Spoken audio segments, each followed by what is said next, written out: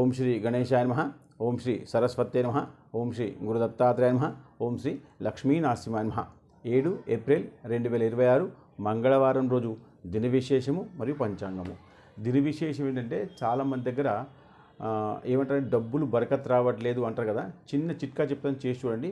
మీ దగ్గర నల్లగా ఉన్నటువంటి విషయాలన్నీ కూడా కొన్ని రోజులు పక్కన పెట్టండి. ఉదాహరణకి నల్ల పర్సు, నల్ల పెన్ను, నల్లగా ఉన్నటువంటి బ్యాగు, తర్వాత నల్లగా ఉన్నటువంటి షర్ట్లు, లుంగీలు, నల్లగా ఉన్నటువంటి అన్నీ కొన్ని రోజులు పక్కన పెట్టి చూడండి.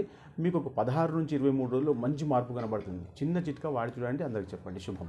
పంచాంగం ఏంటంటే స్వస్తి శ్రీ పరాభవనామ సంవత్సరము, ఉత్తరాయణము, వసంత ఋతువు, చైత్ర మాసము. ఈరోజు బ్రాహ్మీ ముహూర్తము తెల్లవారి 4:13 నుంచి తెల్లవారి 5:23 వరకు. ఈరోజు సూర్యోదయం ఉదయం 5:51, సూర్యాస్తమయము సాయంత్రం 6:08. ఈరోజు తిథి బహుళ పంచమి మధ్యాహ్నం 1:54 వరకు.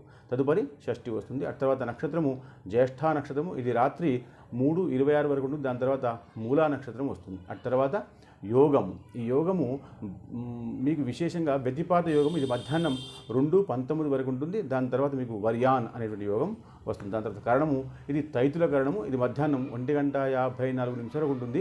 దాని తర్వాత మీకు గరిజ అనేటువంటి కరణము వస్తుంది. వారము కుజవాసర అన్నారు.